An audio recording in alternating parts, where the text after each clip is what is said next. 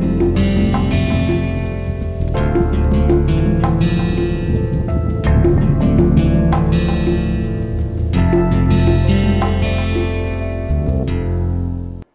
welcome back. So, in previous lecture we have discussed many things, many important aspects. Okay. So, I will just recall it. So, one was the channel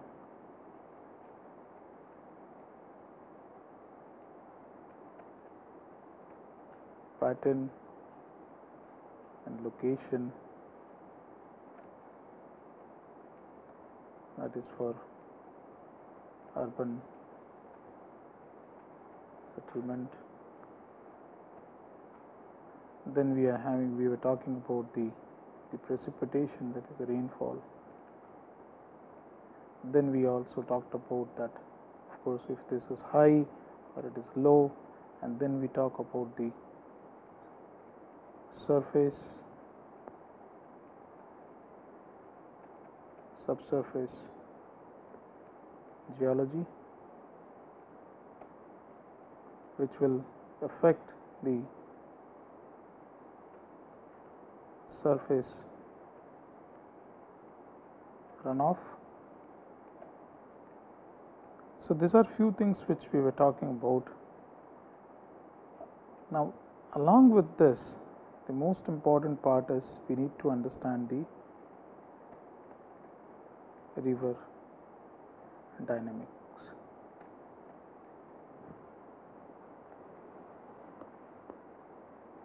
Where we can talk about the shape of the channel.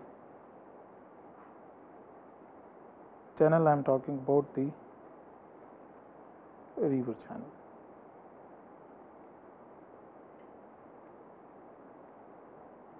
Then in this we can further also talk about the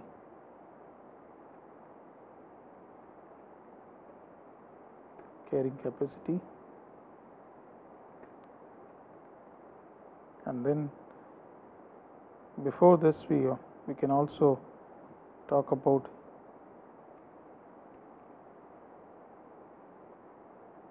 the dimension of the channel, that is your cross sectional area. This is very important, and then comes the carrying capacity.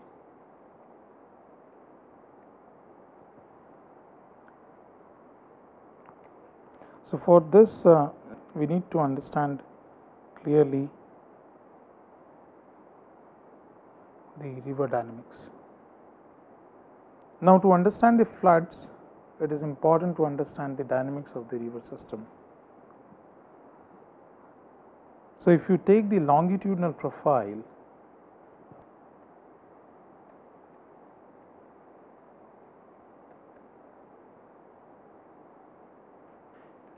and this is from the source to where it ends its journey. So, this could be either ocean, lake body, or any main trunk stream. So, what we see is that it has steeper gradient from the place where it originates. Then the gradient becomes shallower, close to the mouth it becomes finer, and this is the place when flow stops, remaining material is dropped. Of course, in some location over here also the material will be dropped, and this will happen close to the range fronts. That is, range front is your mountain range front, where stream flows from the hilly areas and debouch into the flatlands or the flat plain, flat alluvial,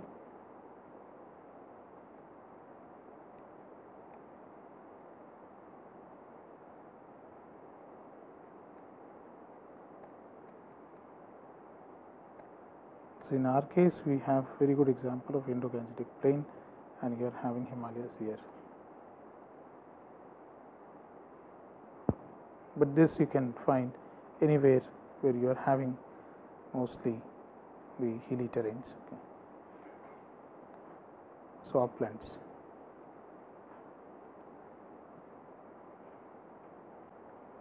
Now, along with the gradient, change in the gradient, what we can see as the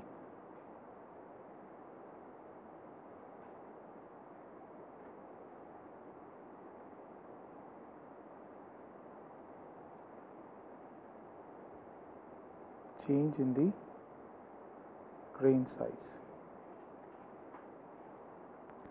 So generally, particle size may decrease downstream, gradient decrease downstream.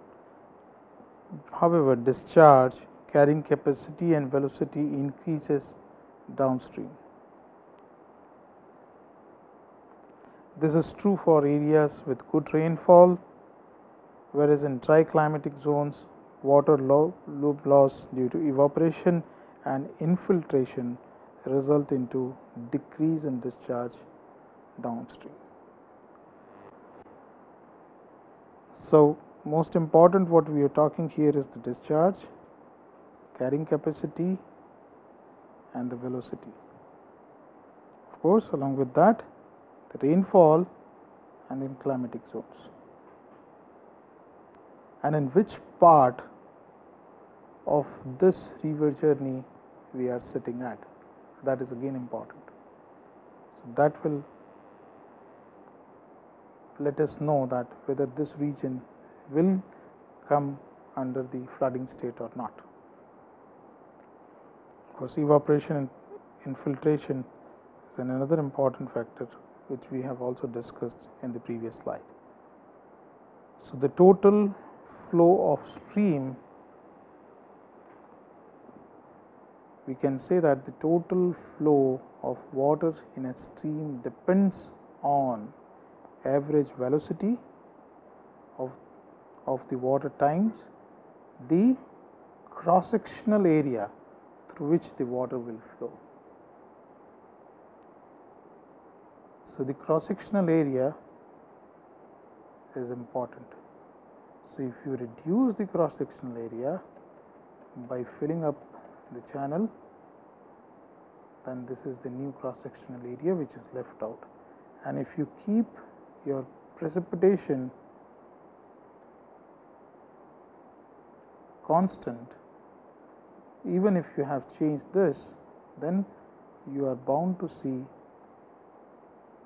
that this river comes very quickly in flooding state, even if the precipitation is comparatively less during that part. So it is been given as Q equal to VA, where Q is the discharge or total flow, V is average velocity, and A is the cross-sectional area. So this will talk about the width and the depth. So along with the precipitation, this parameter is extremely important, because if you reduce the cross-sectional area, then you are increasing the chances of having the floods very quickly in the region. Now, another very important, most of us must have seen news while during the monsoon season in any area which is coming in the flooding state, and we have very excitingly people will cross the region which is in the, for example, this photograph shows the road has been covered by the flood waters, and we try to cross it, and with great brave we show our braveness, and we can easily cross this, but this can result into the that you will be dragged along the water, flowing water. So the lateral force will lift your vehicle easily, and once it has been lifted slightly, and so that will create your buoyancy forces and will drag your vehicle. So in some news channels or the videos, we have seen that even the heavy loaded trucks were being swept away while they are crossing the roads covered by flood waters. Coming back to again the stream slope and grain size. So in the upper ridges or in the watershed areas close to the source, what we see, of course, we understand that there will be coarser particles which will be carried by the stream. The velocity will be much higher, and as you move further down, the grain size reduces. So the grain size decreases downstream as slope decreases in the stream channel. This photograph shows turbulent high energy taken from Loksa river, which has a steeper gradient and it carries larger grains. And another river has a lower gradient and carries finer particles. So the landforms which are also associated with this two different locations along the same river will vary from place to place. So river system in total, if you take right from its source, what we see is that you have an headwaters, and this is what you are having the longitudinal profile right up to the mouth. So you have tributaries which will contribute the water to the trunk stream, as well as the eroded sediments to the trunk stream, and trunk stream will act as a conduit or a transporting agent which will carry the material right up to its mouth, where you see is mostly the distributaries. So we have tributaries and we have distributaries. So if you put this here, that you have the tributaries joining the trunk stream, and then you are having distributaries. The flow is in this direction.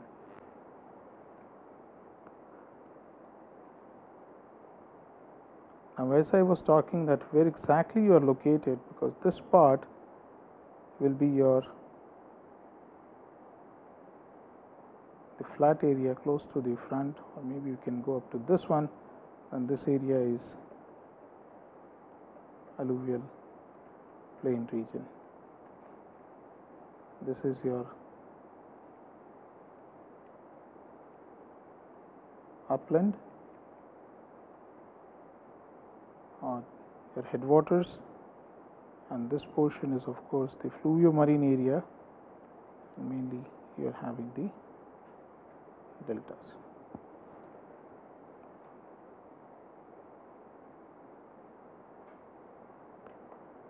So what we were looking at, we have the previous slide, we have the main stream, and then we are having the tributaries which are feeding the main stream. And this whole area which it is feeding the main stream is termed as your drainage basin.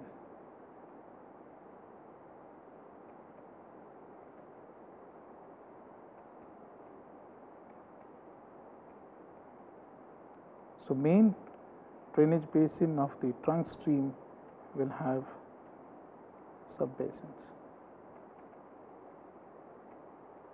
We will see later that the shape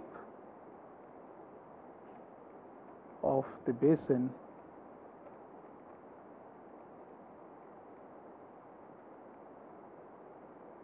the drainage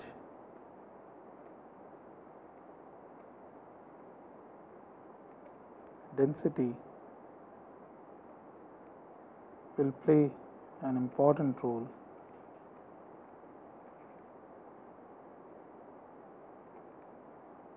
in flooding events. So these are your sub-basins, and the part also we talk this as in the drainage divide. We will come to that in the next slide probably that we have. Okay. So we have a very clear cut demarcation over here. So this if we take this as, for example, there is an east and west. So some of the stream and this main stream, that is, some of the streams are flowing in this direction, some are flowing in this direction. Okay, so flowing in west, flowing in east, and this marks the boundary between that.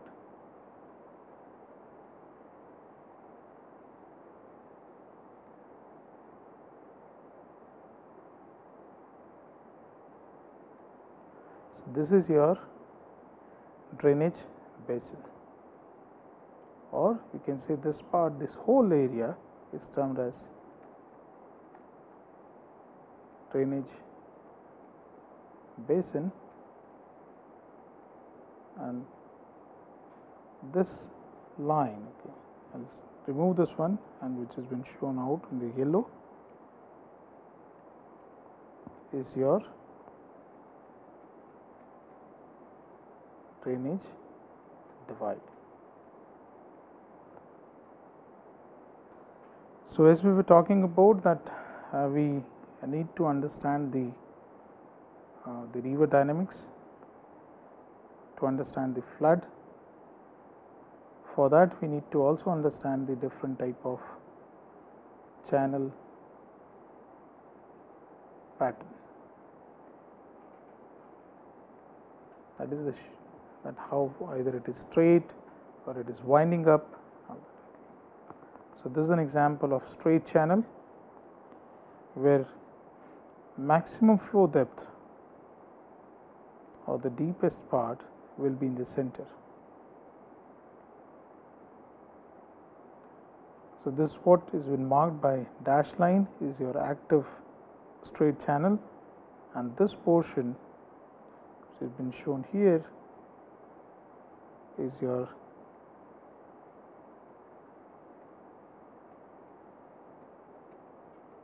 active floodplain.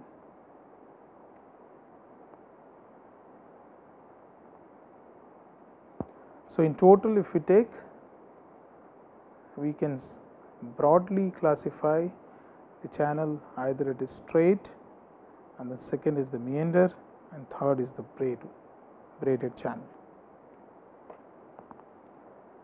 So in one of the slide I was showing from Uttarakhand and Uttarakashi, which talks about that if you have the construction on the outer bend of the meandering channel, it's flowing like that, and this portion is the depositional side, there is an erosive side, it has a tendency to keep carving this part or erode this part, will result into the collapse or cliff collapse because of the undercutting. So we have meandering channel. So one side, that is your outer side, is erosional, and the inner side is depositional.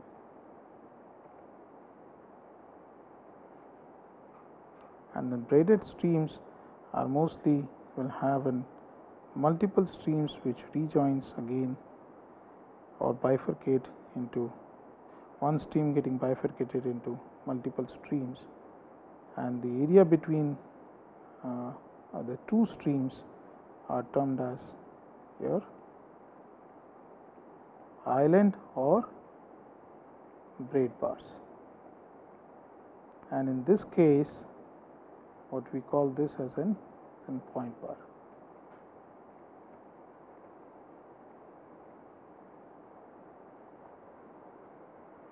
So this is an cutting bank, that is erosive, and then this one is your depositional bank where you will find point bars. Braided channel, so you have braided channel bar or mid channel bar.